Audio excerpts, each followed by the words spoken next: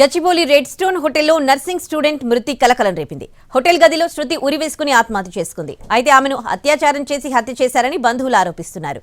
పోలీసులు డెడ్ బాడీని అంబులెన్స్ లో తరలిస్తూ ఉండగా శృతి బంధువులు అడ్డుకున్నారు.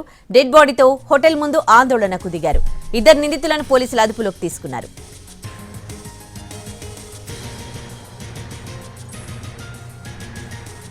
శృతి చనిపోయిన గదిలో ఎక్కడ పడితే అక్కడ రక్తం మరకలుండడంతో పలు అనుమానాలకు తావిస్తోంది. మరోవైపు గదిలో పెద్ద ఎత్తున బీర్ బాటిల్స్ ను పోలీసులు స్వాధీనం చేసుకున్నారు.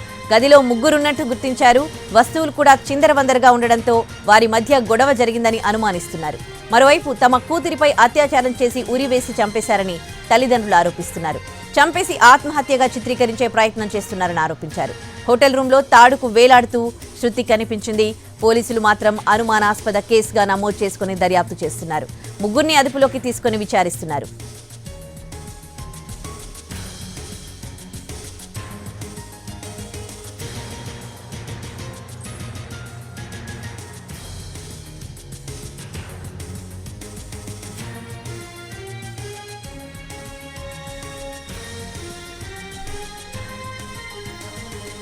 శృతి బీఎస్సీ నర్స్ గా ఓ హాస్పిటల్లో పనిచేస్తోందని చెప్తున్నారు ఆమె తల్లిదండ్రులు.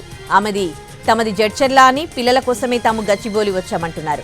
ఇవాళ జీవన్ అనే వ్యక్తి ఫోన్ చేసి శృతి ఉరివేసుకుని చనిపోయిందంటూ చెప్పాడంటూ కన్నీటి పర్యంతమవుతున్నారు. తాము వచ్చేలోపే శృతి మృతదేహాన్ని పోలీసులు తరలించారంటున్నారు. అయితే గదిలో రక్తం మరకలు, బీరు బాటిల్స్ ఉండడంపై తమకు అనుమానం ఉందని చెబుతున్నారు. శృతి మిస్టరీ డెత్ కు సంబంధించి మరిన్ని వివరాలు మా ప్రతినిధి కిరణ్ అందిస్తారు. గచ్చిబౌలి పోలీస్ స్టేషన్ పరిధిలోని రెడ్ స్టోన్ హోటల్లో నర్సింగ్ స్టూడెంట్ శృతి అనుమానాస్పద మృతి కలకలాన్ని రేపింది. ప్రస్తుతానికి రెడ్ స్టోన్ హోటల్ సమీపంలో కుటుంబ సభ్యులు ఉన్నారు, వారి బంధువులు ఉన్నారు.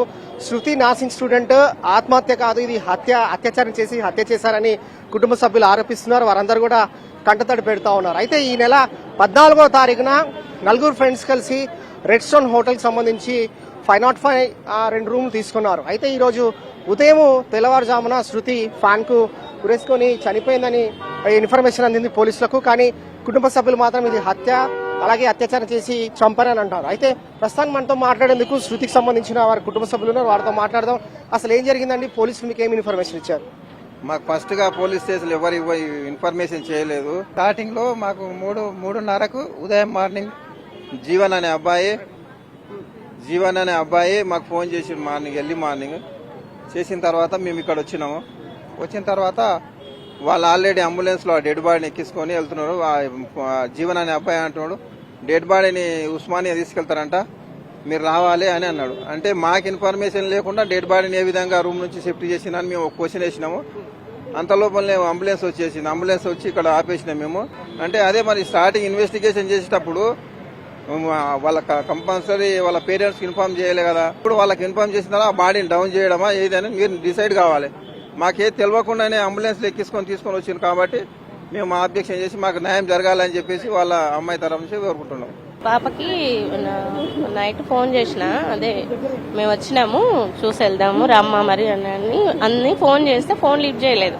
సరే అని 2 times చేసిన, ఎత్తలేదు. అయితే నైట్ తెల్లవారుజామున 3:40కి ఏమో అబ్బాయి ఫోన్ చేసిన, జీవన్ అనే అబ్బాయి ఇట్లా సూసైడ్ చేసుకుందా అంటే అని ఆ అబ్బాయి ఫోన్ చేసి చెప్పిండు, ఫోన్లో చెప్పేసిండు. ఇంకా అంతేనండి. ఇంకా మేము వచ్చేసినాము. వచ్చేసరికి ఇంకా అంబులెన్స్ లో పాపని పెట్టేసిండు. ఇంకా మమ్మల్ని రూప్లోకి వెళ్ళి నలుగురు హోటల్ కు వచ్చారని ఈ నెల 14వ తారీఖున అయితే ఫ్యాన్ కు ఉరేసుకొని ఏలాడుతూ కనిపించిందని సిబ్బంది పోలీసులకు సమాచారం ఇచ్చారు. అదేనమ్మా మరి ఏమన్నా అంటే అత్యాచారం చేసి హత్య చేశారని మీరు అంటా ఉన్నారు? ఏం లేదు, మాకైతే ఏం తెలియదు. మరి పోలీసులు దర్యాప్తు చేసి తమకు న్యాయం చేయాలంటా ఉన్నారు. అయితే ఈ నెల 14వ తారీఖున శృతి నర్సింగ్ స్టూడెంట్ ఎవరైతే ఉన్నారో ఇద్దరు స్టూడెంట్స్, ఇద్దరు అబ్బాయిలు, మొత్తంగా నలుగురు 2 రూమ్స్ తీసుకున్నారు. అయితే ఈ తెల్లవారుజామున 3:30 గంటల ప్రాంతంలో శృతి చనిపోయిందని జీవన్ అనే అబ్బాయి పేరెంట్స్ కి కాల్ చేశాడని. అయితే సూసైడ్ చేసుకుంది శృతి అని జీవన్ అనే అబ్బాయి కుటుంబ సభ్యులకు పేరెంట్స్ కి కాల్ చేశారని చెప్తున్నారు. అసలు ఏమని చేశాడండి? అసలు మీ కాల్ అసలు ఏమని రిసీవ్ చేసుకున్నారు? వాళ్ళు మాకు మీ పాప సూసైడ్ చేసుకున్నది అన్నారు. వాళ్ళు అన్నారు మేము నిమజ్జనం పోయినాము, ఆ పాప ఒక్కతే చేసుకున్నదని వాళ్ళు అంటున్నారు.